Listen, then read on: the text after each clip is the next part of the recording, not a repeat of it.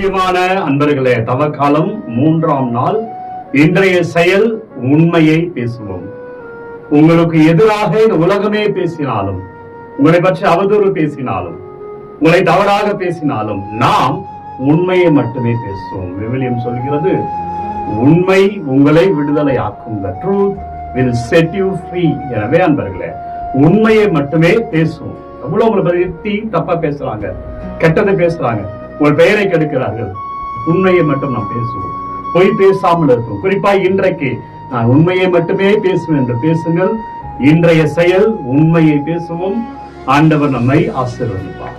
நாளை தினம் வேற செயலோடு உங்களை சந்திக்கிறேன். நாள் தவக்காலம், பிறருக்காக ஜெபிப்போம். நாளை வேறொரு செயலோடு சந்திக்கிறேன். God bless you. Take care.